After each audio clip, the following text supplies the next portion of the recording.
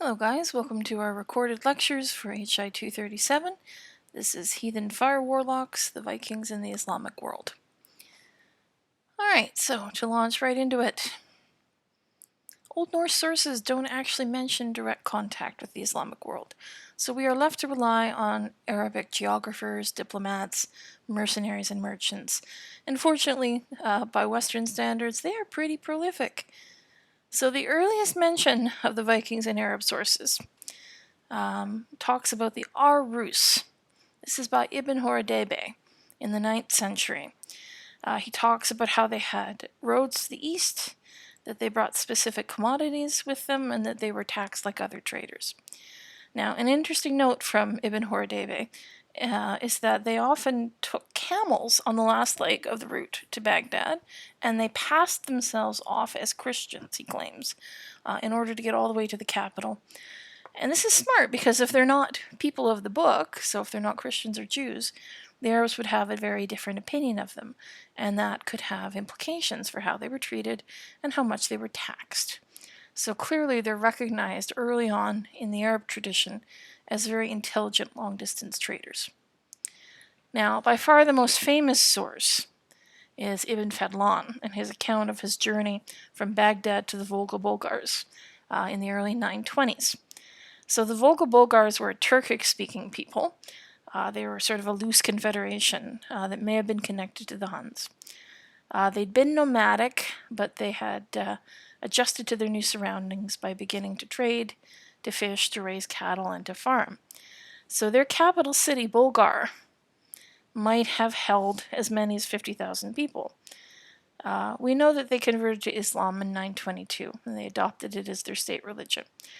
And Bulgar was something of a cultural and scholastic center in the Central Middle Ages. Fedlan tells us that amongst the Bulgars, there were a group called the Barangar, or the Varangar, 5,000 of whom had supposedly converted to Islam, and he claims that he built a mosque for them and taught them how to pray. Now, even if this is true, likely that the numbers are exaggerated. Fedlan's account is almost certainly embroidered to a degree, but if there's a germ of truth to it, one wonders what would have happened to the Islamic Vikings in the end. Did they go home and take their faith with them? I mean, this is perhaps a glimpse at the sort of small-scale cultural contact that can spread something like a set of religious beliefs. We don't usually see movement at this level in our sources, which makes it a particularly interesting account. Now, other Arabic writers wrote about the Eastern Vikings sort of incidentally, in the process of writing about Khazar society. And the Khazars were a multi-ethnic steppe society. They were in close contact with both Byzantium and the Caliphate, although the Khazars themselves eventually converted to Judaism. They were part of Byzantium's system of steppe diplomacy, where friendlier peoples were used as a way of mediating and managing contact with more barbaric groups. So the Arab writer al-Masudi talks about the Khazar capital Itil, and he says that there were a large number of people who lived in Itil, including some of the Rus, and that they lived there permanently, so this is possibly some sort of trading colony. Now, there are contrasts specifically drawn by many of these writers between Arab and Viking etiquette and behavior. Ibn Fedlan, in particular, is troubled by the lack of cleanliness amongst the Vikings, in his opinion. He talks about how they had idols, and this is a bad thing from a Muslim standpoint, anything that had a human-like face, not to be represented. Here's another writer, Amun Razi, talks about the Rus who lived amongst the Volga Bulgars, and about how much they valued pork, and how free they felt to have sex in public places. Now, many Arab writers also write about how the Rus burned their dead, and Ibn Fedlan says that the Rus claimed to send them directly to paradise, as opposed to burying them where they would be eaten by worms. Ibn Miskawai, in the 10th century, talks about Muslims robbing Rus graves in order to steal the swords buried there, because, quote, they are so bright and of such an exquisite quality. It's just an interesting touch, really. Now, what the Vikings are sometimes called in Arabic sources is al-Medus, which translates as heathen fire warlock, hence the title of this lecture. It also could translate as fire worshippers, which suggests them possibly that there's a misconception that these guys were Zoroastrian. Now, the Arabs were under the impression that the Zoroastrians cremated their dead, for instance. There's a 13th century writer, Ibn Said, who took a different approach, and he tried to explain this name by saying that the Al-Majus's lands are so cold that, quote, nothing seems more important to them than fire. Al-Watwats, who was a writer from the same century, said their religion is of the Magi, so he connected them to the three wise men. Now, because our sources are limited to Arabic documents, this particular perspective that they had has to be noted. The other thing to remember is that many of our documents relate to contacts in the East, particularly in the area of the Volga River. There are far fewer and less detailed sources concerning contacts between the Vikings and, say, the Muslims of Al-Andalus or of North Africa. Now, the 9th to the 11th century is the so-called Golden Age of Islam, the time of the Abbasid Caliphate. The Islamic world was crisscrossed at this time by significant trade routes. Different regions were linked together across vast distances. There was this giant interconnected trade zone that stretched basically from Samarkand in Central Asia to Cordoba in Al-Andalus. And northern goods had specific value to traders. There'd always been southern contact with the northern forest regions. We even mentioned that back at the start of the course. Now we're moving forward a little bit in time here. We find specific evidence for Persian and Byzantine trade in the Ural Mountains in the 5th and 6th century. At first, there was only sporadic trade amongst the Volga, initially between Arab and Khazar contacts, but the Vikings become an important part of this trading network in the 7th and the 8th century, according to archaeology. Now, we can detect a trade route that's basically mapped out in deposits of eastern beads along the Volga and the Dnieper River. We even see silver dirhams appear in the archaeological record in the last part of the 8th century. So we know what they traded. We know they traded for slaves and furs, just a dizzying variety of furs, everything from sable to ermine.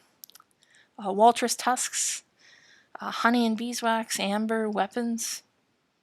Now these are, again, northern products, and so most of them are lightweight. They travel well. They're able to be transported over great distances without becoming ruined. Most of them are, at least.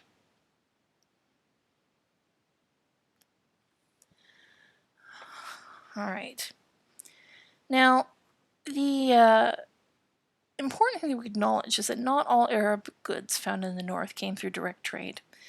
Arabs might have gotten their hands on northern goods as gifts from the Arab merchants themselves, or they might have gotten them from other travelers. Ibn Fedlan says he gave clothes worth of text that were partially Islamic in style, as well as veils and signet rings.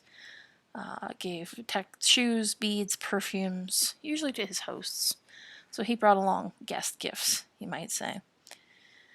Now, regardless of hostilities elsewhere, it's important to recognize that the northern world is a key part of the trading system of Western Eurasia.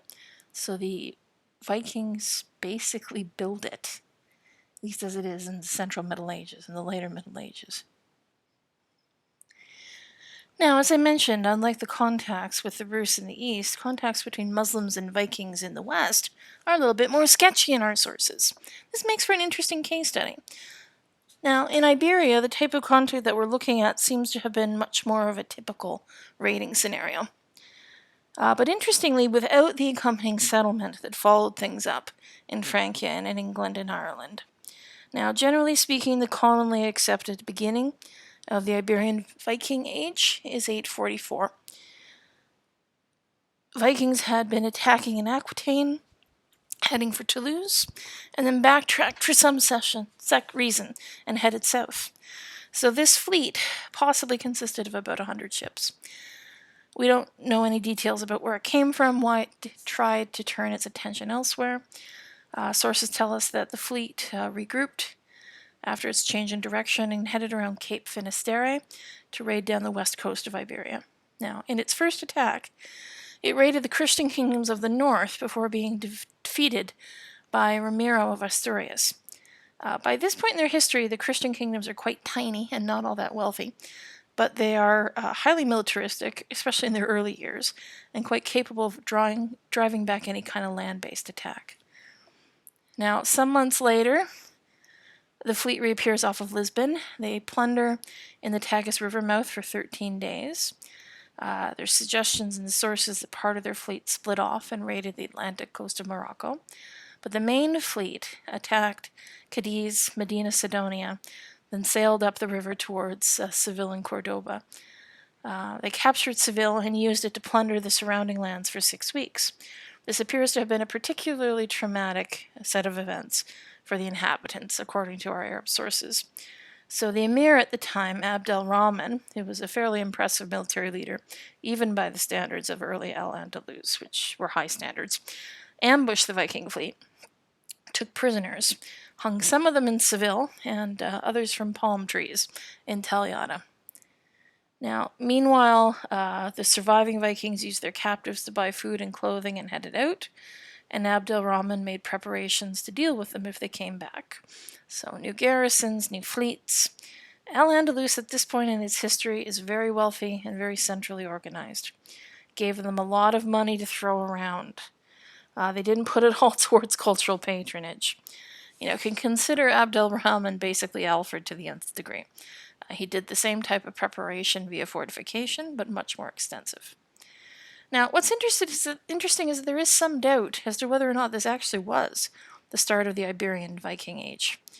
There is a 13th century historian, Ibn al-Athir, who claims that the Almajus came to the aid of Alfonso of Galicia in 795. This is a very obscure reference, but it would mean that the Vikings were on the peninsula 50 years before when we thought they were. Now, what's interesting is that some historians have connected that with a story from the Frankish writer Notker the Stammerer, who wrote sort of a later life of Charlemagne, and he claims that Charlemagne was eating dinner in an unnamed coastal town in the south and saw a small fleet of longships raiding the harbor.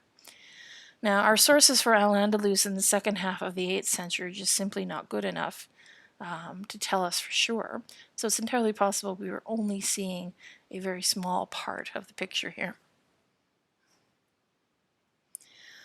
Alright, now 845. Abdel Rahman sends an embassy to the king of the Medus. Who is this? We don't know. Sources tell us that he lived on a large island or peninsula with beautiful gardens and flowing streams that was 3 days' journey from the mainland, and that was near other islands inhabited by the Medus. It seems like this might be Denmark. The ambassador is quoted as saying that the people were once Medus but were now Christians. And that might fit the early fad for Christianity we talked about before. We are told that the ambassador Al-Ghazi had insisted that he not be forced to kneel to the king, but when he got there, he found out that the entrance to the king's dwelling had been built so that he would be forced to enter on his knees. So instead of doing this, he actually laid down on his back and dragged himself feet first into the building. The queen supposedly offered him sex and claimed that northern men had no jealousy and northern women were liberated. He took her up on it. There's unfortunately no way to know for sure who this king is, whether it was a trading mission or what was going on. Some historians have said, it didn't really happen. It's a fictionalized account of a trip to Constantinople, because there are no other sources that support it, but there are simply not that many sources at this point. Now, 859 to 862, there's a famous journey into the Mediterranean by Bjorn Ironside and Hastings. They were headed to the Mediterranean with a fleet of 62 ships. They fought Muhammad II at the mouth of the Guadalquivir River. They headed for the Straits of Gibraltar, were driven down across the Atlantic coast of Morocco by bad weather. They actually stopped on their way back home and raided the town of Nekor in Morocco, and were told that they took the city, they plundered it, and they took slaves. They ransomed the high-ranking ones, which might have included the king's harem. Possibly this is an apocryphal set of encounters, but it doesn't make it any the less interesting. Now we're told they raided the eastern coast of Spain. They wintered on Camargue, near the mouth of the Rhine River. And in 860, they turned their attention to raiding up that river. Now, at the time, however, a part of the fleet under Hastings went on to Italy. It sacked the cities of Fiesole and Pisa, targeted Rome, or rather a city that he thought was Rome. Okay, this is a great story. So we're told that he sent messengers into the town, and he claimed that he was dying and wanted to see himself baptized. So his Vikings were allowed to enter the city. They went through with the baptism. Hastings died, but then rose from his funeral bier and started stabbing the bishop. He was not that badly hurt. The Vikings took the city, but discovered that it was actually the city of Luna, not Navarre. Whoopsie. Now, I'm not sure quite what to make of that, to be perfectly honest. All right, 861. There is the Viking defeat of a Amorish fleet in the Atlantic. They captured and held the kingdom of Navarre to ransom for something like 70,000 golden coins. And we see other major attacks over the course of the 9th century. 10th century attacks become much more sporadic, I would argue. It seems like the people of Lisbon became, the people of Al-Andalus became very used to the raiding. 966, 28 ships were spotted near Lisbon, and the people were alarmed, we are told by our sources. Now, we are not sure where this fleet at Lisbon came from. It may have been the remainder of an army of Danes that appeared to have landed in Normandy at Duke Richard's request. 968, a fleet of 100 ships joined them. There's a leader in charge that the Arab writers call Gundaredo, and he actually threatened Santiago de Compostela. When he's killed, his troops fled, and the city was left at the mercy of the Vikings. Now, apparently they were there pillaging in the area for 3 years, but after the last attack in 972, they simply seem to have vanished. So we're not sure how close we came to getting a Spanish Normandy, possibly very. Now, there were some 11th century attacks as well, possibly led by the future King Olaf, but they were concentrated in Christian areas. It's really hard to piece together what all went on in Iberia because there were so few lasting traces. They didn't actually trade their slaves locally either. So, that's another way they can't trace them. Relations are not clearly established with the other local peoples. There is an account of a group of Medus who got lost in Al-Andalus. They managed to evade execution, they converted to Islam, and they married amongst the locals. They are said to have had a farm on the Mediterranean coast where they produced cheese. Probably the happiest ending of anybody in any of our sources. Okay, so that will do for Al-Andalus, and I will be back with you with some really interesting archaeology. Thanks, guys.